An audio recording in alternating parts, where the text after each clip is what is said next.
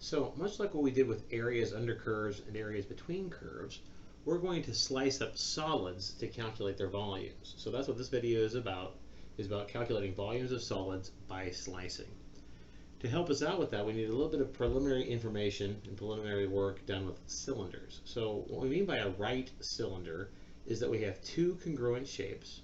When you think of a regular, usual, when you think about a cylinder, you think about two circles, right? Two circles, a circular base, a circular top.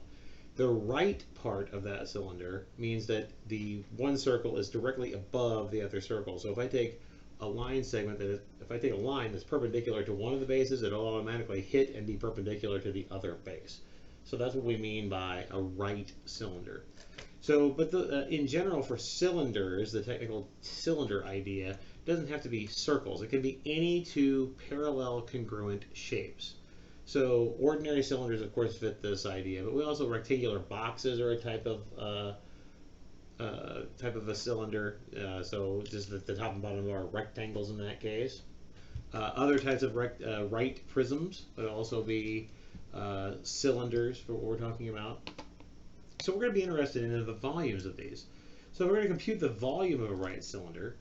Well, we need to do the area of one of those shapes, one of those bases, if you will, and we're going to multiply it by the length of one of those perpendicular segments. So symbolically here, if we had an ordinary cylinder, the shapes are circles, of course, so we know how to calculate the area of a circle. That's pi r squared. And the segment for in that case would be the line segment between the two bases. We typically refer to that as the height of the cylinder, so we'll represent that with h. So we'll do area of the circle times the height. For a rectangular box, then of course those shapes are rectangles. The top and bottom are rectangles. So if we have a length and a width, we can calculate the area of that rectangle as length times width. Again, typically we'll use h to represent the height of that box. So we'll take the area of the base, length times width, times height, gives you our familiar formula of length times width times height for the volume of the box. So just again, generally speaking, if you've got one of those congruent shapes and it has an area of A, and the height of the cylinder is h, then the volume will just be the area of one of those shapes times the height of the cylinder.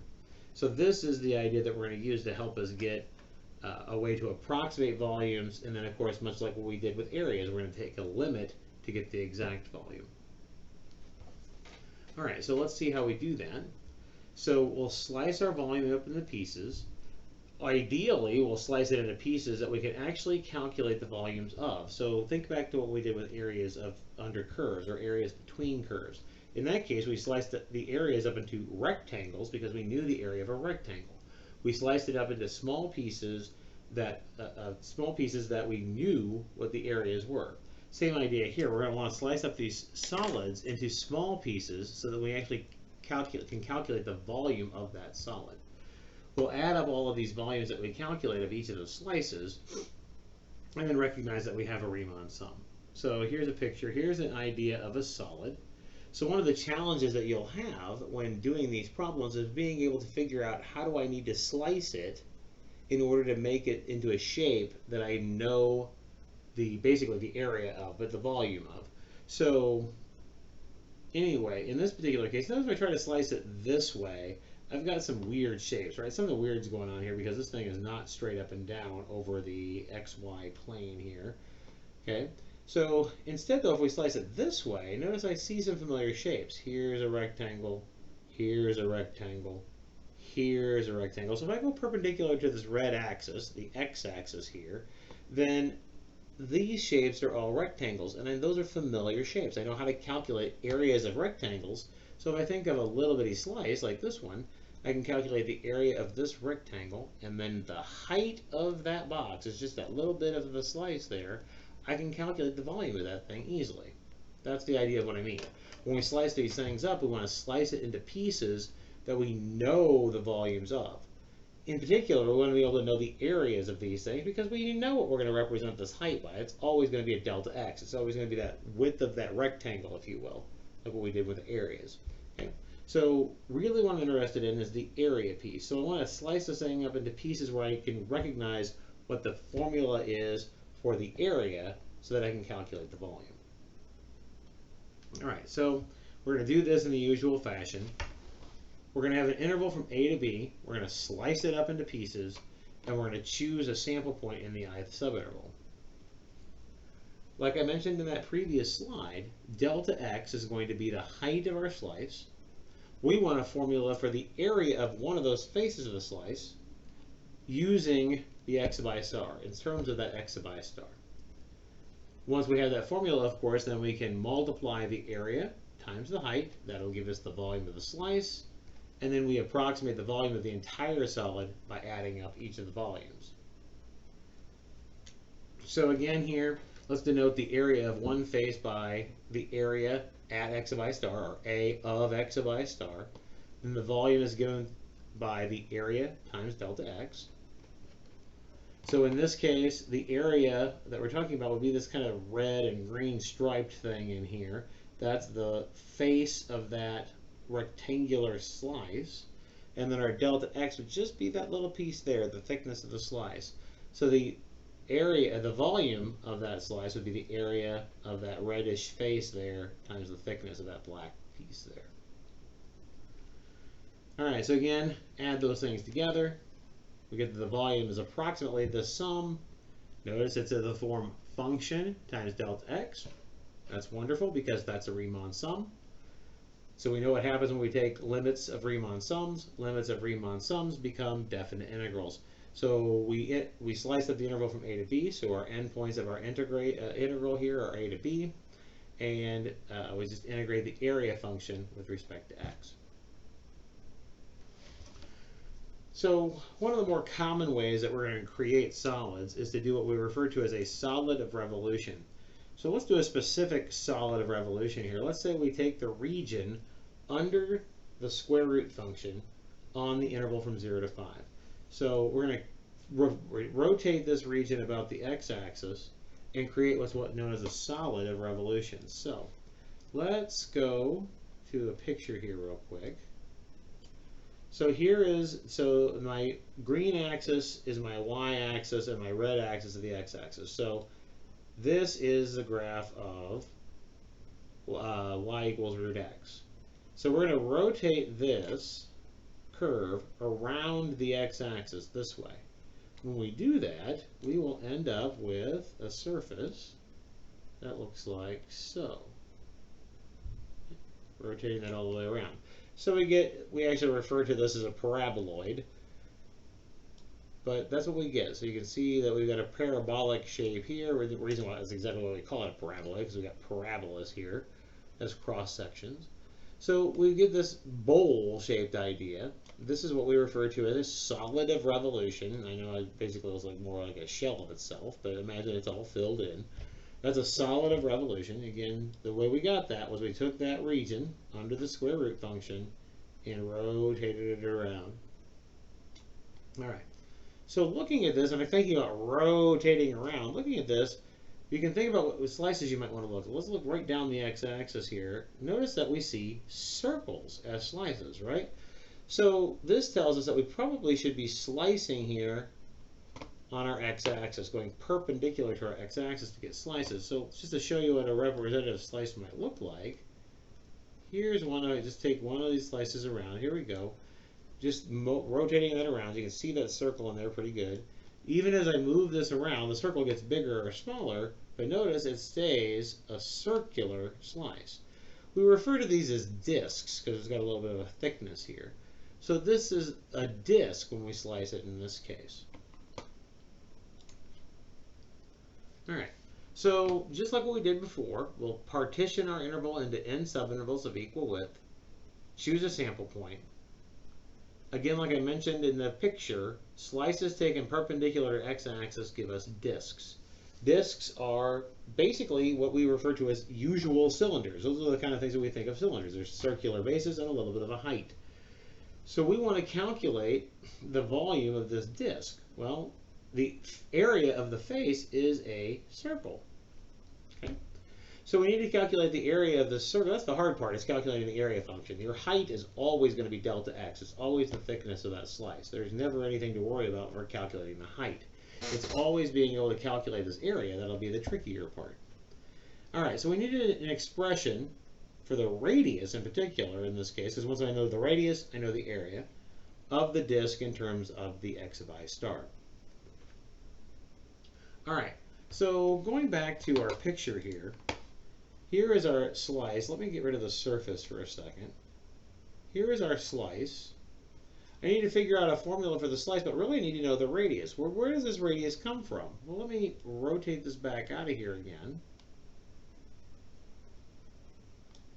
And rotate this back up. Notice that when I take the slice and look directly down onto the xy plane here, x-axis, y-axis again, I see a rectangle. When we slice perpendicularly to the x-axis, or again cut up our interval from 0 to 5 into subintervals, the slice that I see in the region is a rectangle. Okay? And again, we can think about it that way. If I rotate the rectangle around, I get a disk. Okay? So just like what we did for areas,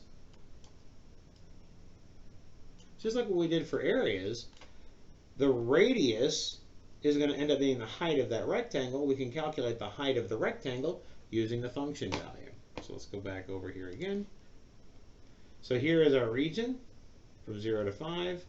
Here is our rectangle. That's going to give us our radius of our disk. So the volume of each disk then in this case will be pi times the radius squared. The radius again is given to us by the function, and then times delta x. So this is area times delta x, add it all together. Again, we see a Riemann sum. So when we take a limit, we get a definite integral, just like before. In this specific example, we had the function was square root of x. So in this case, we can just replace f of x with root x and go through and evaluate the integral. Antiderivative of x is 1/2 x squared, so we end up with 25 pi over 2 as our final answer in that case. All right, we can do the same thing when we rotate a region about the y-axis. So let's do another specific example. Let's say we want to find the volume of the solid revolution, where we take the region under, or I guess I should say to the left of x equals 1 minus y squared and the y-axis.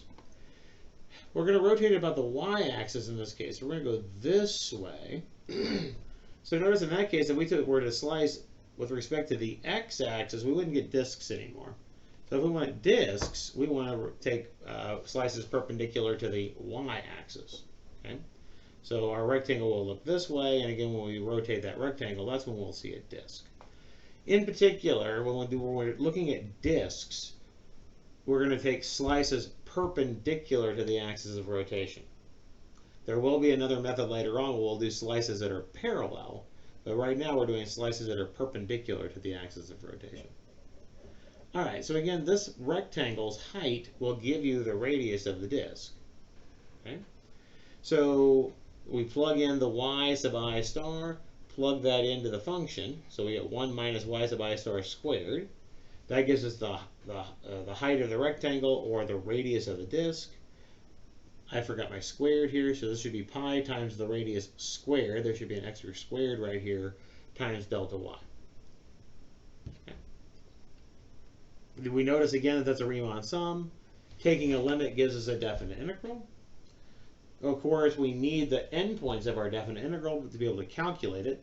So we're looking at where the curve crosses the y-axis in this case, and it's pretty easy to see that happens at plus or minus 1.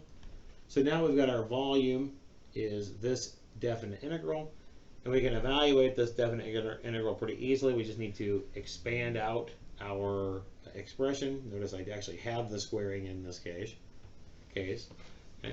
Expand it out, find an antiderivative, and plug in your endpoints and simplify. So in this case, you'll get 16 pi over 15. All right. Again, when we slice perpendicular to either the x or the y-axis, depending on which way we're rotating, we get a circular shape that looks like a disc. However, sometimes it has a hole in it. And in this case, we would call that a washer. So let me show you a picture of that, or the shape of that. So let me look at this particular one. Okay, so here we have, let me turn this off for a second. Okay, so here is the graph of y equals 2 root x, and here's the graph of y equals x. So we're going to rotate this region in between these two curves about the x-axis. So what we get in that case is a surface. Now notice in this case, we've got just this bit all the way around. A little hard to see in some places, but here, just that bit, right? The part, if I look down this way, this is the piece that's missing. Okay, it's in between the bowl and the cone, if you will. That's the solid that we're looking for. All right, so we want to round the x-axis. So we would like to slice perpendicular to the x-axis. So to show you that slice, maybe I turned it off. Okay. So to show you that slice, notice here as I rotate a piece around, I get that type of a shape. And again, no matter where I put that thing, I get something that looks like a donut. We refer to that as a washer, but it kind of looks like a donut, right? So click off those two, you see the washer here, right? So this is the kind of thing that we want to calculate the volume of. Well, imagine that this hole were filled in. Well, if this hole were filled in, I would just have an ordinary disk, and I know how to calculate that volume. But also, I can calculate the volume of the hole, right? Because that's also a disk. So the big thing would be a disk if the hole were filled in, and the hole itself is a disk. So to figure out the volume of the washer, we're just going to take the difference between those two things. So that's exactly how we calculate the volume of a washer. So just like I mentioned, hole filled in, we have a disk. The whole thing would be a disk, and then the hole of itself is also a disk. So we just need to subtract the two volumes.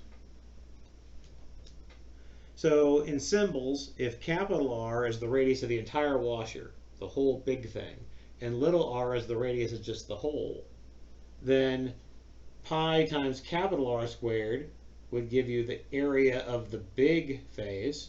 Pi times little r squared would give you the area of the whole face, HOLE face. So we subtract those two things from each other to get the area of what's left, multiplied by the height. Okay, so that's how we're getting pi times big radius squared minus little radius squared times h. All right, so let's look back at that example that we were just doing, looking at the picture. Bounded by the curves y equals 2 root x and y equals x. Here's what the region looks like in the xy plane.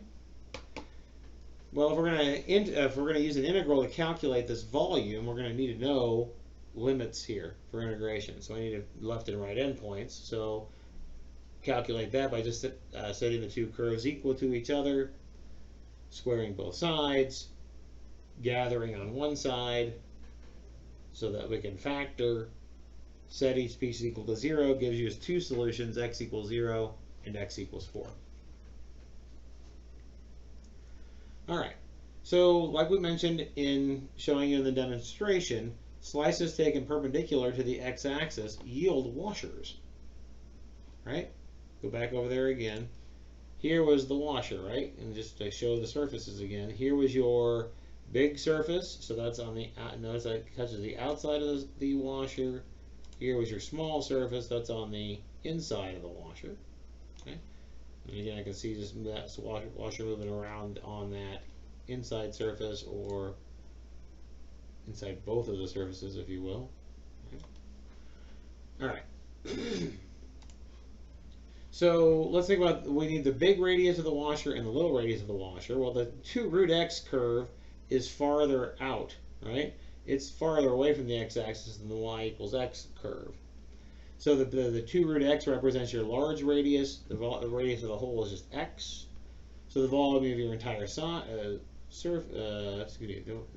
entire washer should be the integral from 0 to 4. That should be a 4, not a 2. My apologies. So this is going to be the wrong number here. This should be 0 to 4.